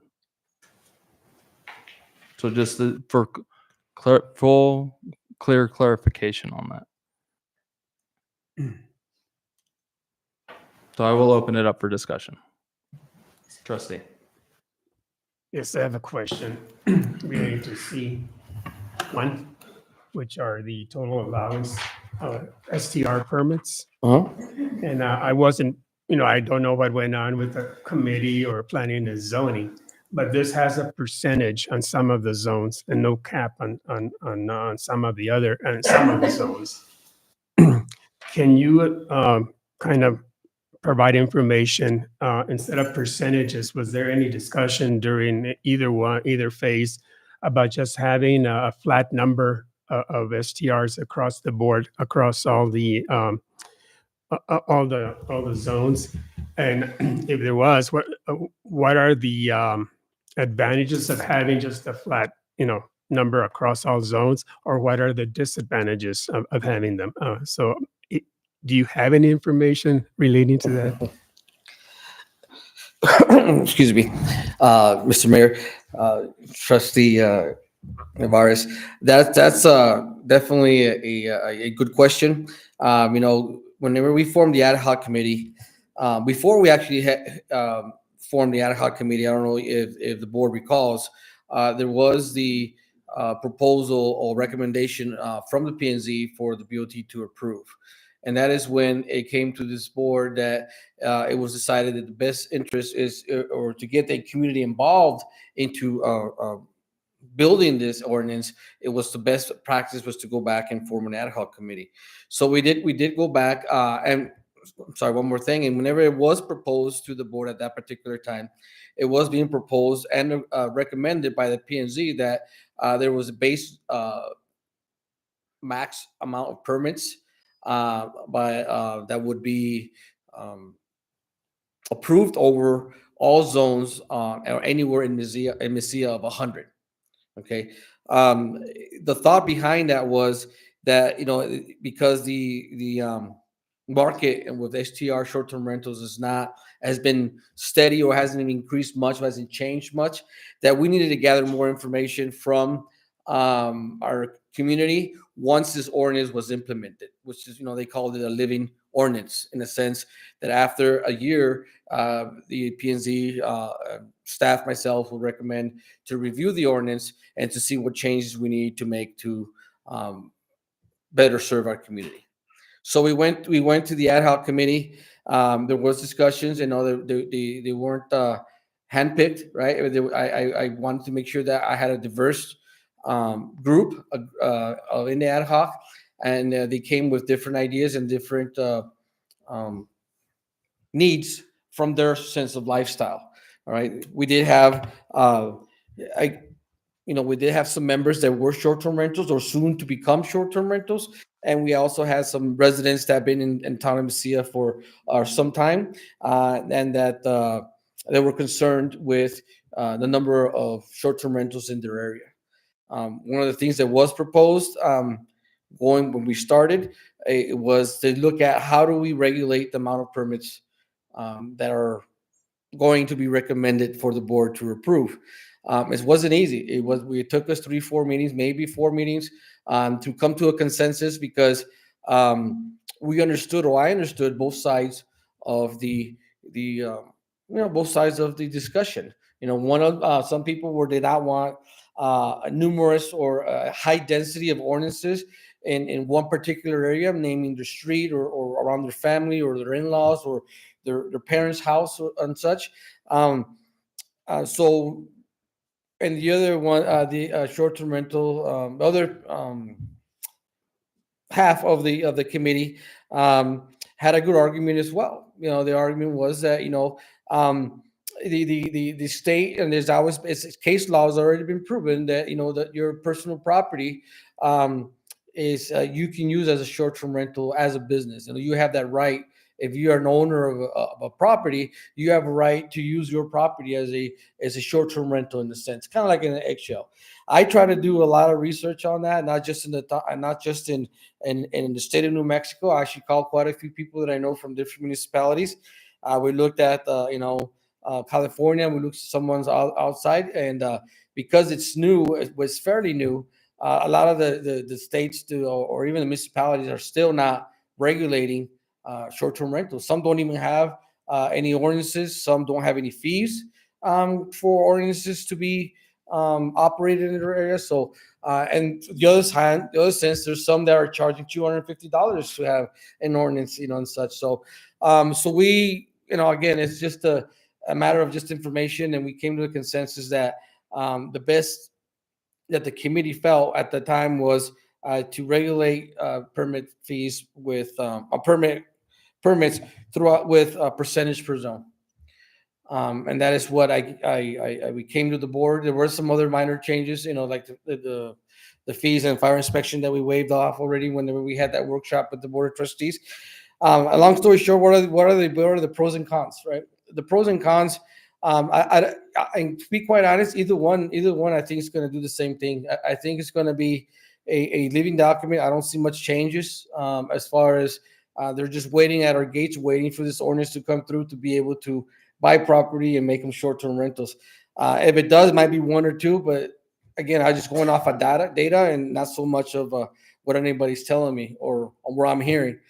So either one, I think would work, but I think for Mesilla, for staff, for my looking at, I think the best, it would make it much more easier for accountability for me was just to have a lump sum that's been proposed since the beginning, which is a 100, But if you look at it now, we have 10%. Really, we're not going to meet those. I'd be totally shocked if we do within the first year. And we have no caps on the commercial zones, right? So I think for not being able to determine how many households we have and what percentage that we're at, it's gonna take a little bit more enforcement, a little bit more monitoring on that. An additional comment, because at one time there was consideration about using distance between the existing, and then with percentages, I mean, it's not distance, but you're still going to have to calculate, do calculations for each those zones. We have to out there measure, of course. So I know I view it as a very cumbersome process to go either with distance or percentages, while a straight across, having 75 or 100, STRs throughout all the zones would be easier, much more easier to manage and to track with the provisions that, there would be either an annual review or a biannual review about, the number of STRs.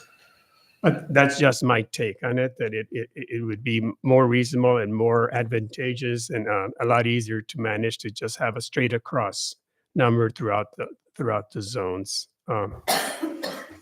Otherwise, you're calculating percentages, trying to for each of these zones that have the percentage. But that's just my take on it. Thank you. I just want to clarify a few things just for the record. How many total STRs do we have now? We haven't had any increase or any decreases. The last number, I believe I don't have it written down. I apologize, but I think it's about 5, something like that. And we had a handful that were not registered. That were kind of like waiting on the fence when this ordinance passes to see where they need to go. But yeah, it's roughly about that. And just to clarify for Mr. Geck, we are working on anybody that is illegally operating. Almost definitely. I would like to address that, and thank you for asking that question. I have sent letters out. The majority of them, except certain one, have contacted me back, and I've addressed to say that you're operating without a license. Period. There's no grace. You're operating without a license. The consideration will be given once you come into my office, and we'll submit the applications to the board, to the P&Z, and consideration will be given for approval for that. So I need you to come in and get that done. The ones that I'm waiting for, again, I'm not sure if they're just waiting for this ordinance to pass or they're just not being uncooperative. Specifically for the one that was Mr. Gex, I was concerned. He's called me. I have contacted the owners of the property, and they did advise that he is operating under an unregistered license and that he is in violation. He assured me that he is no longer using that property as a STR, and I told him, well, continuing to have your STR listed under a Airbnb or platform online justifies that you are operating those units. So therefore, he was going to take them down. He assumed he wasn't using, was take them down. And as of this day, he still has them up. So I do have codes involved with that. We are investigating that case. Unfortunately, it's just not something that happens overnight. when somebody pushes back, there's a lot of legalities behind that we need to address before we could get ourselves under liabilities, and that's what we're addressing.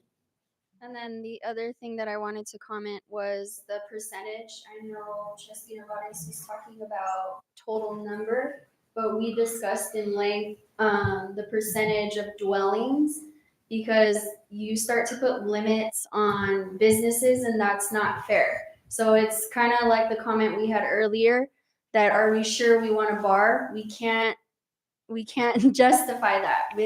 It's a business area, it's a commercial area, and we can't put a cap on a commercial area to say who can and can't operate. That's unfair as a whole to any businesses coming in Mesilla, and our goal isn't to deter business.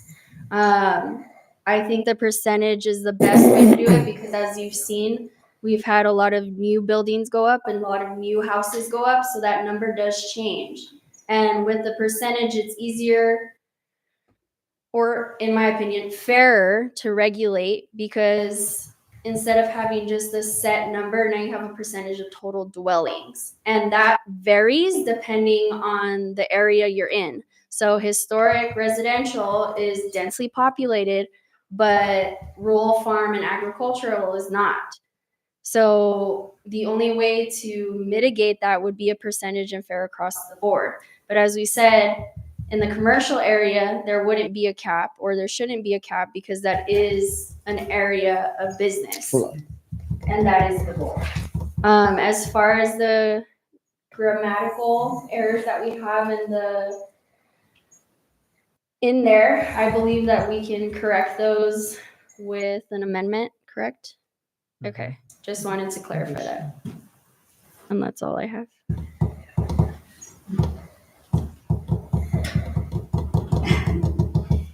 Okay, I mean, just to follow up on that, Ms. Walkinshaw did work on this, and I think it will serve really to incorporate that, because there's one statement about distance, which is totally not what we're doing, and I think that could create future confusion, that at one time we had a distance thing when this is a brand new ordinance. So this is, it's her email, and she's very specific about it, and I think all those things that she has done is going to clarify the ordinance. So I would like to propose that we incorporate all of that in Ms. Walkinshaw's. Some of it is grammatical and some of it is just we change things and it's no longer appropriate to have it in there, like that distance issue. And I just think it'll create confusion in the future. The other thing is I'm hearing that maybe the fee schedule isn't quite fair as in comparison to other businesses. I think we have an issue with the fee schedule in general. I think you've said that, Mr. Salazar, quite a bit. I mean, that the fee schedule.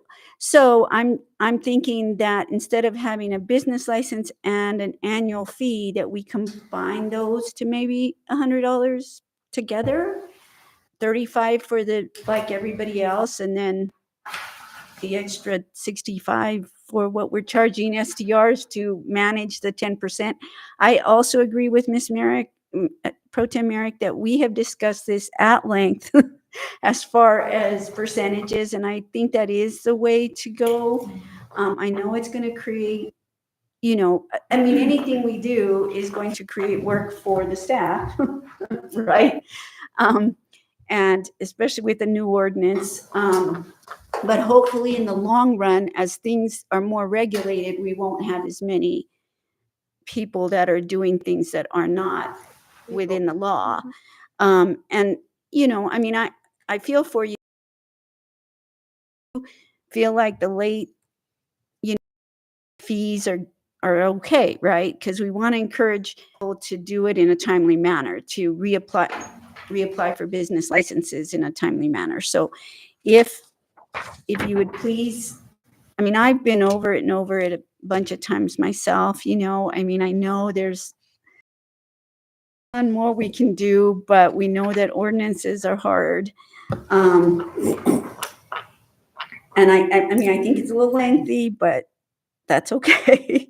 I mean, I don't know what I would take out at this point anyway. So if you would please incorporate what Ms. Walkinshaw, because I think it's going to really enhance the end product. I mean, the ordinance. And so what would the number be except for the XX? I mean, have you identified where in the ordinance this would? That would be determined by Gloria when it goes to codification. That's what I was wondering, is how we're going to codify this in the end, you know, because it's ordinance 2024 XX. And I'm just wondering where exactly it's going to fall, but that's a Gloria thing. So those are the comments I have. I think I appreciate that everybody did so much work on it, and that we've been round and round, and everybody's been very patient and gracious about the round and roundness of it. And I think, you know, our goal is going to be to implement it, make, you know, and do the work towards making it work for everyone, and having people be compliant. I mean, that sounds like the biggest issue at the moment. Exactly.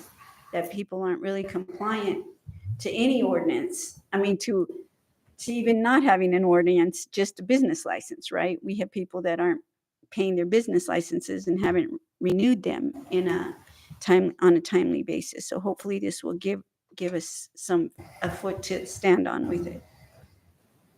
Okay, that's it. I've got it. So before you finish, is that a formal motion? Yes. As a condition to amend the ordinance for grammatical errors? Yes. Well, to follow this, because all of them aren't grammatical, some of them are. So will you make, that's what Yes. I'm getting at, will you make a formal motion? I would like to make a formal motion to incorporate Mrs. Walkinshaw's corrections to the document as she wrote them, because I really think that that everything she wrote is clarifying, it doesn't change the ordinance, but it does clarify the ordinance much better.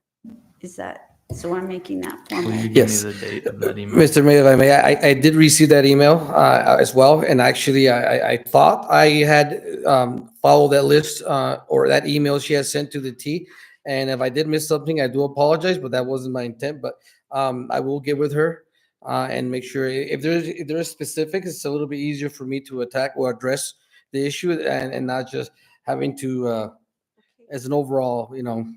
So if there is that, can you, if you mind, tell me which one? I mean, I have it right here and she has it, and I can just highlight what I read that's not in the draft today. Is that, because Okay. this is the most recent draft, right? The one that you gave us today in our packet? Yes.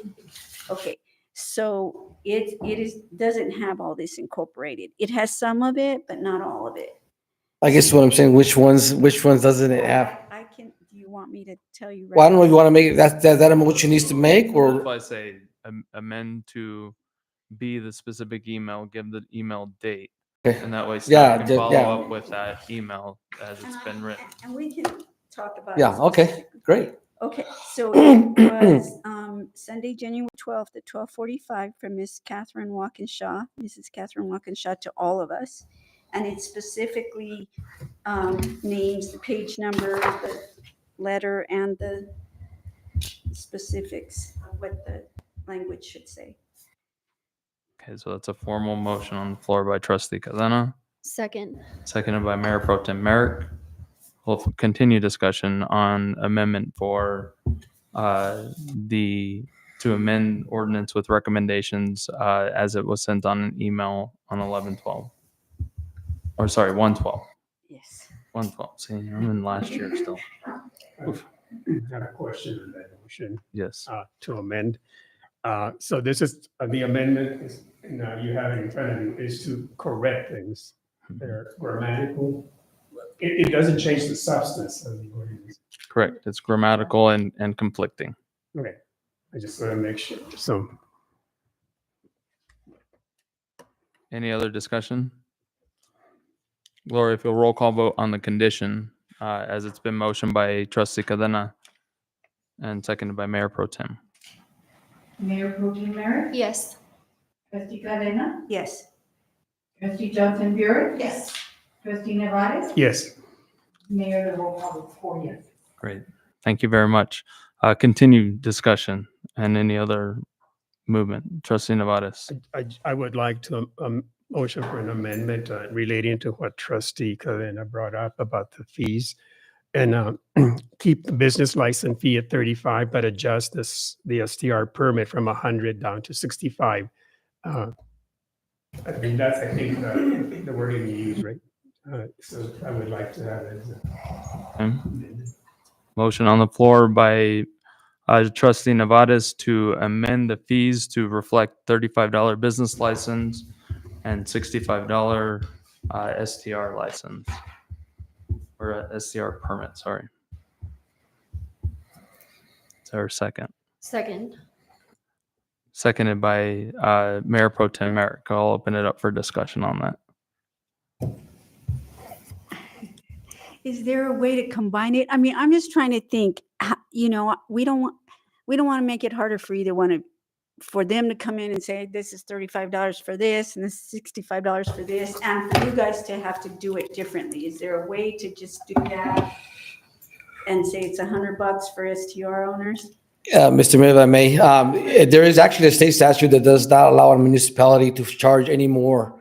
I believe it's $35 per storefront. So you can, and secondly, it's a proposal. I'm not proposing it's got to be 100. I mean, it's just like the 100 of the permit. I'm just throwing out there because there's some municipalities that do have that permit fee as a alcohol license was required to pay the 200. And as I've mentioned before, the cannabis is required to have so much. So it was just, I mean, the board, ultimately you all have that, the authority of that discussion, and I'm open to, and I'm okay with whatever the board is decides. But I don't want you to feel that I want you to charge 100. That's not my. I just think it just needs to be viewed, and there are some, even though it might not definitely be able to cover all of the expenses, or even if there are going to be some expenses, such as the software that we might need, and specifically for short-term rentals or anything like that. It might not be much, but a penny out of a dollar or anything like that eventually adds up, depending on how we're growing and such. But or we might not have any. It could be depending. Like one of the comments was said not too long ago that maybe there is none until after the first year of. Don't know. Again, I'll leave that up to you, to your decision, and just let me know what you want me to do. Just to clarify, there is a business license for any business that is in Mesilla, but if we serve liquor, that's a separate add-on. And then same for cannabis, so I don't think this is any different. I think there does need to be an extra just based on the business itself. The price, that's up for debate, but there is in any business here in Mesilla, depending on what you go into, there is an extra depending on what you plan service-wise. So that's not new or just solely implemented for short-term rentals. Just clarifying. And I think that's just like Mayor Pro Tem mentioned, that liquor license fee is $250. And I believe the cannabis is the same. So that's imposed on that. And that's a yearly fee on those specific businesses. Any other discussion? The condition on the floor is to amend the fees with the business license being $35 and the short-term rental permit fee being $65. Motion by Trustee Nevares, seconded by Mayor Pro Tem Merrick. If there is no further discussion, I will have Laura do a roll call vote on condition. Trustee Nevares? Yes. Trustee Johnson Burek? Yes. Mayor Pro Tem Merrick? Yes. Trustee Cadena? Yes. Mayor, the roll call is 4 yeses. Okay. Thank you for that amendment in the condition for the business license on that. We'll open it up for continued discussion and any other conditions or changes.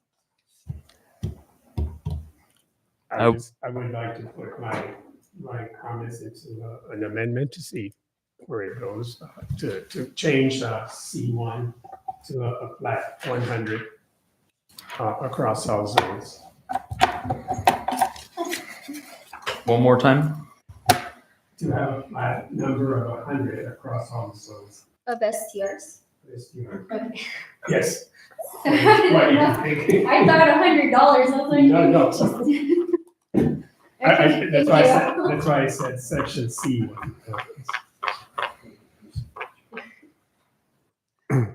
So there's a motion on the floor for a condition for changing the total number of short-term rentals to be that of 100 total across all zones. Motion made by Trustee Nevadas. I'll second that so we can hear the. All right, Mayor Pro Tem seconded that motion. We'll open it up for discussion on that. Again, I would stick with the 10%. I think that's out of total dwelling. Again, houses being built and the areas we're in, and all areas vary. I think that would put a strain or an encouragement in certain areas to quickly get your license, and that might see an influx. So I think that's retroactive of what we're trying to do. And I don't think that's a safe way to go. I think that an important part, I just want to note on this as well, that an important part is that a bunch of the legwork has already been completed by the short-term rental ad hoc committee in that with the number of, well, primarily Ms. Walkinshaw getting a lot of that information, but the committee did work on that for the number of short-term rentals in each zone. So really, the work that staff would have to do for the percentage would just be keeping track of the short-term rental applications as they come in and are approved, as well as the new home builds in each zone as they are approved. And that's an easy thing to keep up for the year, unless I'm incorrect in stating that for you. Well, I think, Mr. Mayor, trustees, I think that, again, I could go either way. To me, it's whatever the board feels is necessary. I think both of them will work. You know, I was pointing out that originally that was the original plan, which was recommended by the P&Z. But I think, you know, the biggest difference between the ad hoc committee that they had was density requirements and total amount of, regardless if it's 10% or it's 100 across the board. Their main concerns was the density of their short-term rentals in their area. So removing that distance requirement, I don't think that whatever's left, whatever, either 10% or the whole, it just doesn't. The one thing it does benefit that I didn't mention earlier, that if you do 10% per zone, you're kind of creating a density, a distance requirement, meaning, you know, you're only allowing so many in each zones. Because you go 100 across the board, God forbid, and they all want to pull in one spot, you know, which could be possible, highly likely, unlikely, but that could happen. But again, either way, I don't think we're going to see much difference. I don't think we're going to see much difference in the next year.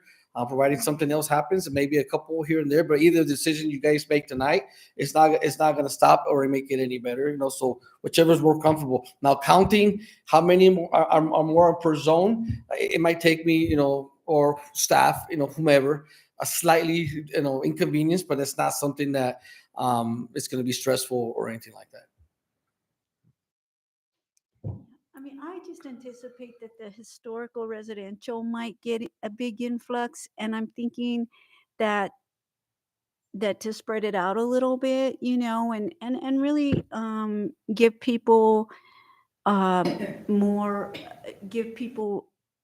more opportunity to do something different with their property if the situation were to arise that people need to have another way of raising capital for themselves. So I just think the percentage makes sense. You know, I think because we have, it's so, our historical residential is so concentrated and the properties are so different, and that's really, to me, the lifeblood of Mesilla is the historical residential area, you know, because people, I mean, that commercial and historical commercial are one thing, but once you get into the residential historical, that's where you know, the gente is the people that have been here for a long time or the new people coming in.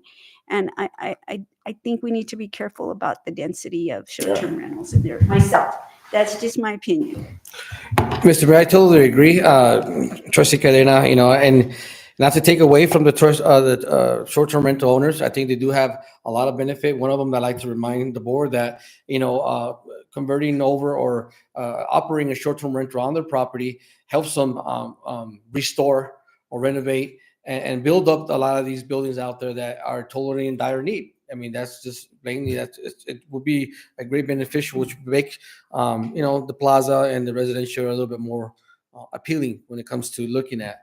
But you know, we're just dealing with, you know, zero lot lines and sharing common walls. That's just, again, it's not easy. I don't envy or want to be in your position, you know. So it is just information that I'm just want to relay and make consider. The original motion on the floor was for a condition for 100 total short-term rentals as noted in section C1. Is there any further discussion? No, Mayor, I called a question. All right, call for a vote that was on the motion on the floor by Trustee Nevada, seconded by Mayor Pro Tem Merrick. Or if you would roll call vote, please. Trustee Nevada? Yes. Mayor Pro Tem Merrick? No.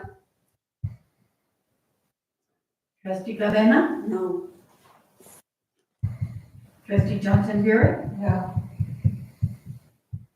Mayor, the roll call is 1 yes and 3 no.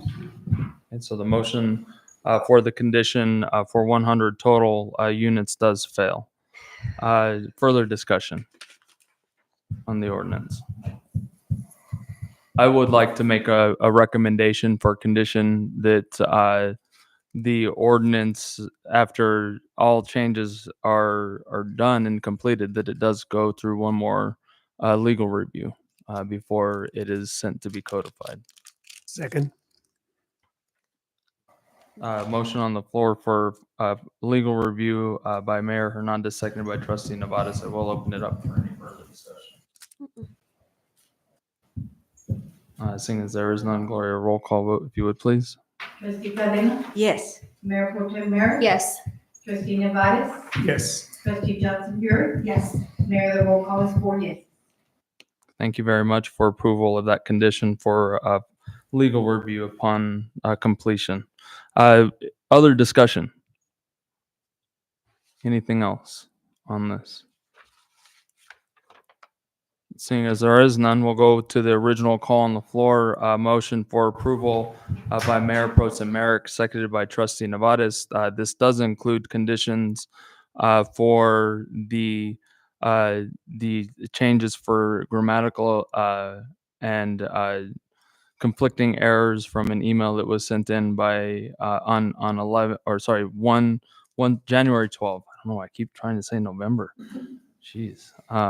January 12th, as well as amending the fees to reflect a business license fee of $35, $65 for short-term permit licensing, and then final review of legal.